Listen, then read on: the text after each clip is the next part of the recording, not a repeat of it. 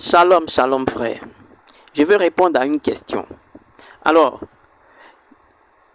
d'aucuns disent que le chrétien pêche, commet des péchés. D'autres disent que non, le chrétien ne commet pas de péchés. Parce qu'il est écrit que celui qui est en Christ ne commet point de péché. Vous voyez? Mais qu'en est-il réellement?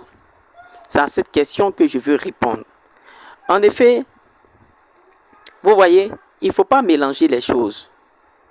Il faut savoir faire la différence entre le péché et les péchés. Quand on parle de le péché, quand on parle du péché, il s'agit du péché originel. Il s'agit du péché originel. Et ce péché-là, c'est l'incrédulité. C'est le fait de ne pas croire en la parole de Dieu.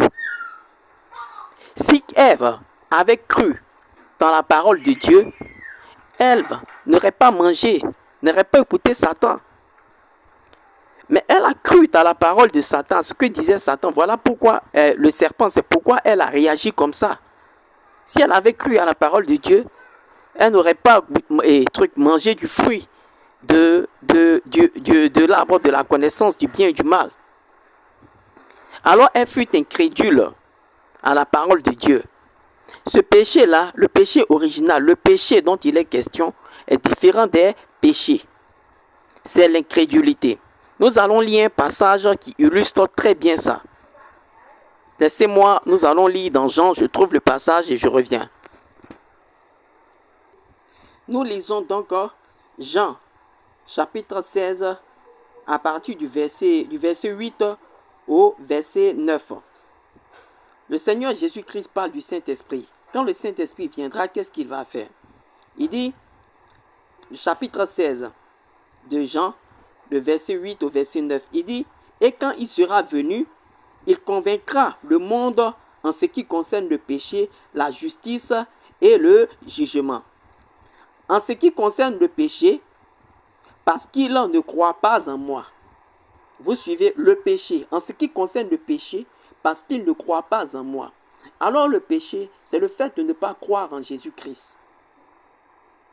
Vous suivez? Cela nous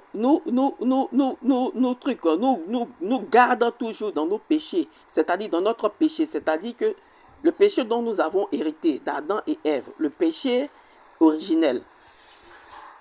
Vous suivez? Nous restons dans ce péché-là. C'est le péché. C'est le fait de ne pas croire en la parole de Dieu, qui est Jésus-Christ. Vous voyez? Qui disait de ne pas manger du fruit de l'arbre de la connaissance du mal et du bien. Vous suivez un peu? La parole de Dieu, le fait de ne pas croire en la parole de Dieu, Ève n'a pas cru dans la parole de Dieu, c'est l'incrédulité en la parole de Dieu, c'est ça qui est le péché. Vous me suivez? Vous me suivez bien? C'est clair dans Jean chapitre 16, verset 8 à 9. Maintenant, il est différent des péchés. Vous suivez bien? Il est différent des péchés. Nous allons voir maintenant les péchés. Maintenant, ce type de péché dont nous parlons là, le péché qui est l'incrédulité, le chrétien, c'est ce péché-là que le chrétien ne commet pas. Pourquoi? Parce que le chrétien croit en Jésus-Christ.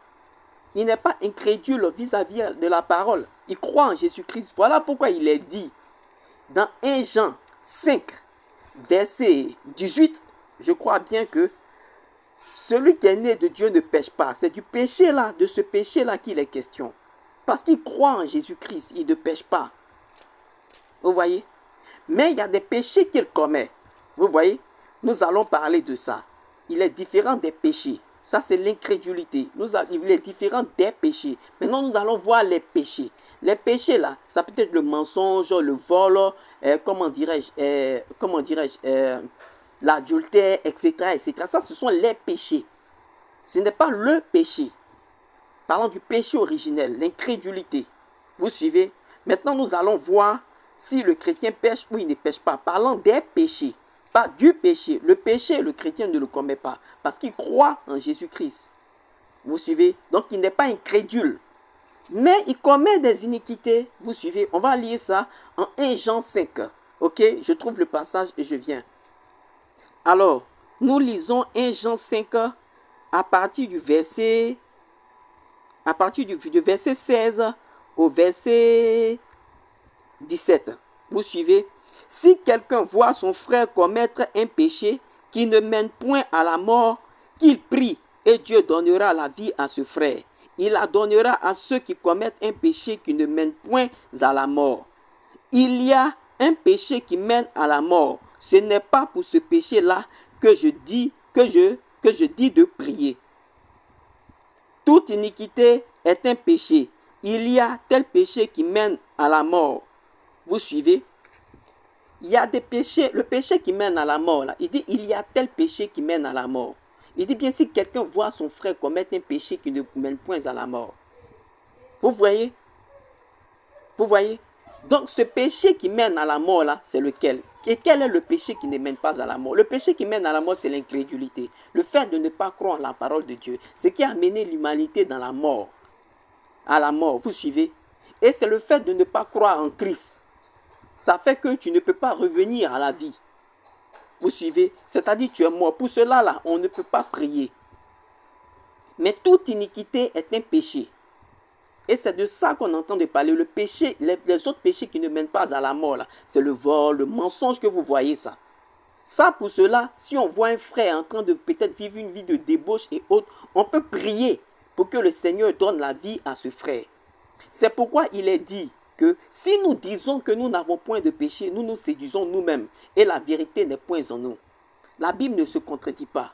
C'est de ce genre de péché qu'il s'agit. Parce que notre corps est encore corruptible. Donc nous commettons des péchés, des iniquités. Vous suivez? Et c'est pour cela que Jean dit ici que si quelqu'un voit son frère commettre ce genre de péché-là, qu'il prie et Dieu donnera la vie à ce frère. Il la donnera à ceux qui commettent un péché qui ne mène point à la mort. Les chrétiens commettent un péché qui ne mène point à la mort. Parce qu'ils croient en Jésus-Christ. Ils sont passés de la mort à la vie déjà.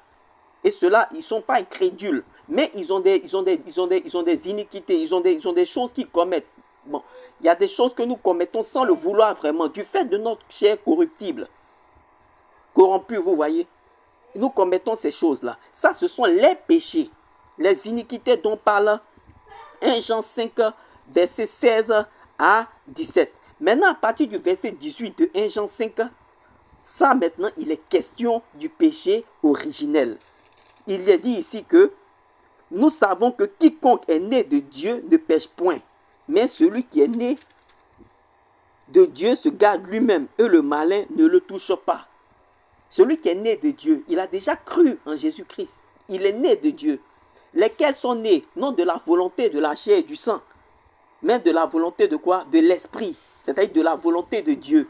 Donc celui-là est né, celui-là a déjà cru en Jésus-Christ. Voilà pourquoi la Bible dit, lesquels sont nés, non de la volonté de la chair et du sang, mais de la volonté de Dieu. Et il est dit ici, verset 18, celui qui est né de Dieu. Ça, il parle du chrétien, il ne pêche pas, il ne commet pas ce péché qui est l'incrédulité.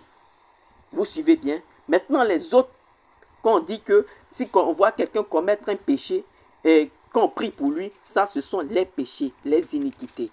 Vous suivez bien? Voilà. Là maintenant, je prends un passage, nous allons lire un passage qui montre que le chrétien pêche, c'est-à-dire commet des iniquités. Je parle des péchés, pas du péché, des iniquités. Nous prenons 1 Jean,